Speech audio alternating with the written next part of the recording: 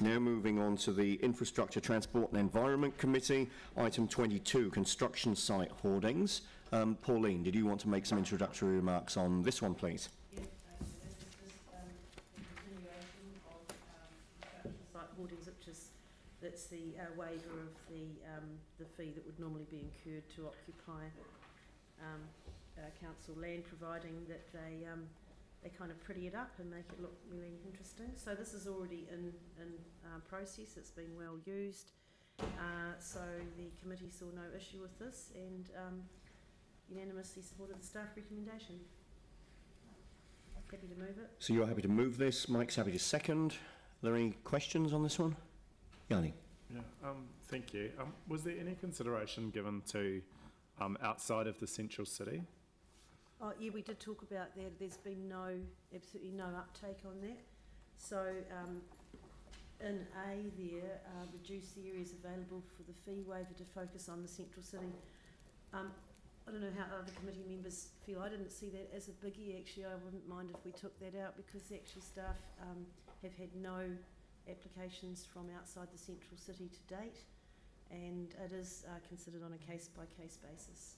So are we charging anyone outside of the central city? Carolyn? I'm just getting my right-hand person on this one. Yanni's talking about the outside of the central city. Yeah, the questions really are around the thinking of reducing the areas available for the fee waiver to focus on the central city. Pauline's given an answer to that question and has also indicated that she would be happy to remove that change. But the question that we've got now is whether there have been any applications and whether we're charging anybody outside of the central city. This is not something that I am dealing with directly, but I am aware that that staff in the building control and the transport area are beginning to look at this, and that's all that I can provide you information on at this stage. But the thinking of reducing the areas available for the fee waiver just to focus on the central city is because there hasn't been uptake in the suburban areas. Is that correct? That's what you told the committee. There haven't been any applications. But of course that doesn't mean that there won't be future opportunities in suburban areas, particularly bearing in mind that some areas, you know, construction hasn't really fired yet, but we hope that it will in the near future. Potentially. Brindy, what's your take here, the work that's been done on that? My understanding from the asset protection team is to date there really hasn't been any uptake in the suburban centres, and partly that's because of building requirements. They're not as, the requirements aren't where they have to build to the boundary in the suburban centre, so there's less need to be on public ground. Yeah.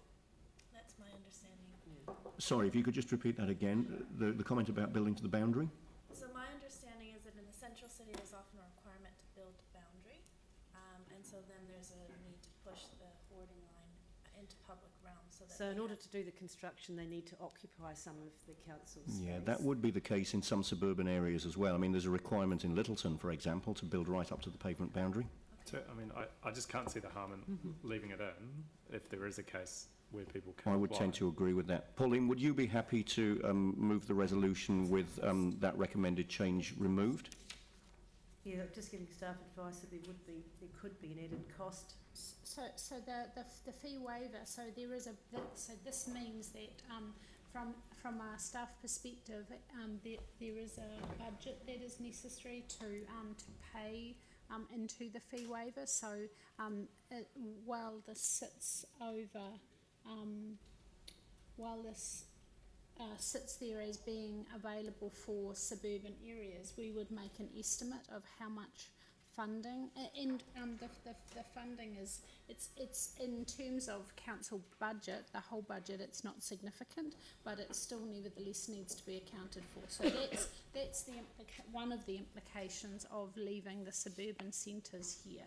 And what has the uptake on the budget been in the past? Have we fully expended this budget or not in the past? We haven't, have we? No. So it's likely that there's capacity there? Yep. Mike, are you happy for that change?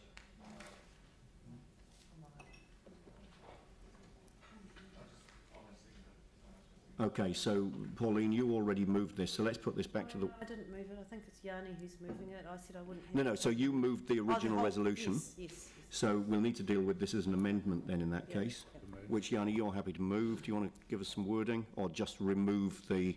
So the amendment would be that we don't make the change to reduce the areas available for the fee waiver to focus on the central city. I'm happy to second that. Is it okay?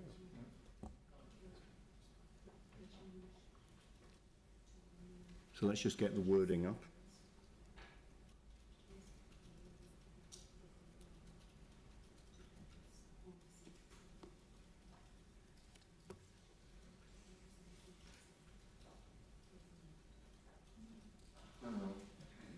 Chairman, could we get an idea of the support for the changes, just to save time?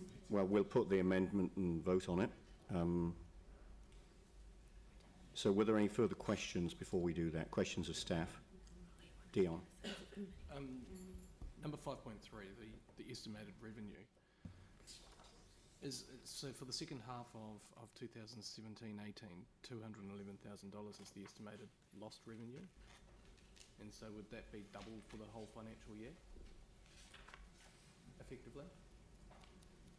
So is this costing, well, is the lost revenue about $400,000 a year is what I'm asking? Because it's not really that clear. I think that'd be fair to say, yeah, but there obviously are some coming online and some coming offline, so we couldn't say exactly double. Yeah. I mean, it's the best indication we have of an annual. Yeah, we had this big debate about $400,000 lost revenue for a 1 hour free car park sort of situation. Then we've got $400,000 of lost income because of this, and we didn't actually go out and do a massive consultation or whatever like that. I'd leave that. All right, thank you. So let's deal with the amendment first. So Yanni, you're moving, I'm seconding. Yanni?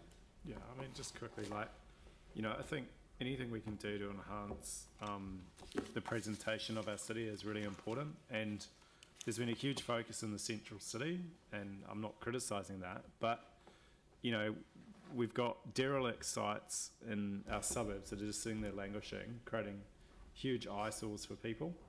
I appreciate that there hasn't been any uptake yet of those suburban sites, but I would have thought that means that it's cost neutral to leave it in, and it may be that it's not used.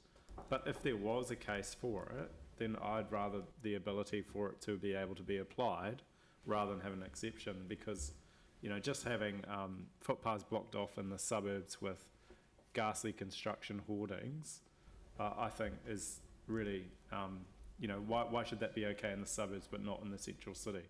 So I think the amendment's harmless, it's rates neutral, and it just provides the ability for it, if there's a need for it, to be able to be done.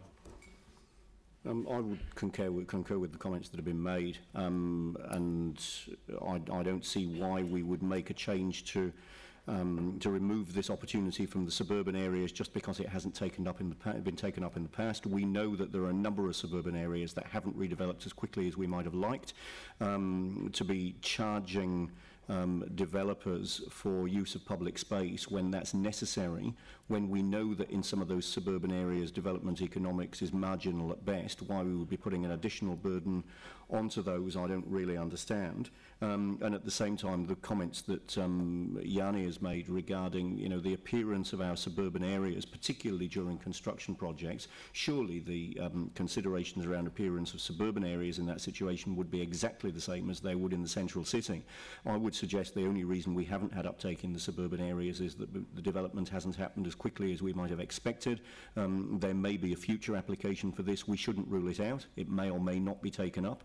But yeah, the amenity of our suburban areas is just as important as the amenity in the central city.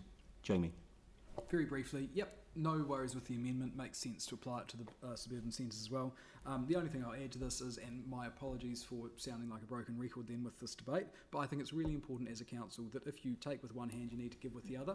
So we are indeed charging those irresponsible, I would suggest, landowners that have derelict sites that encroach into the public realm, but for those that are getting on with the job, investing in the city and trying their best to make sure that the rebuild is positive and that their construction hoardings are attractive and compliant with our regulatory framework, then I think that they should be rewarded as well. So there's absolutely no sense in punishing those good people that are doing exactly what we want them to do. So very happy to support the recommendations.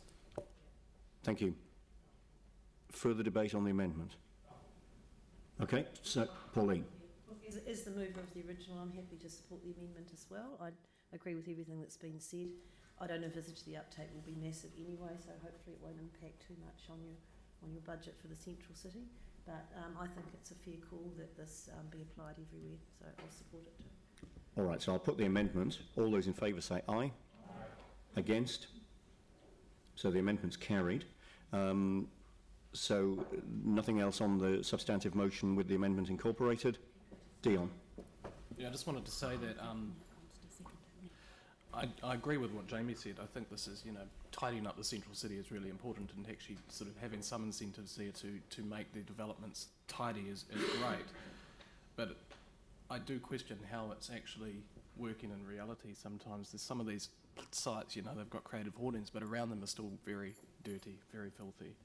Our central city isn't a very tidy place, and actually we need to start thinking about everything else that's going on in the central city and what we actually can do to actually tidy it up, because it is a real big construction area. If you sort of look around, it's not just the hoarding sites. Actually, these areas that are working on public roads and they're driving out trucks out going on the road and the mud's sort of following them.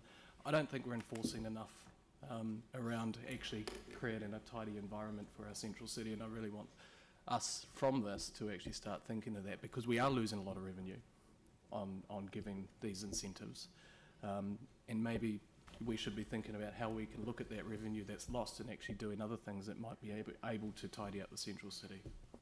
Thank you. Now, Mike, I will support this. You'll support it. Great. Mike, I just want to check in with you. Are you still happy to be the seconder of this motion with the amendment included? Yep, that's great. Thank you. All right, so I'll put the motion. All those in favour say aye. Aye. Against? That's carried. Thank you very much.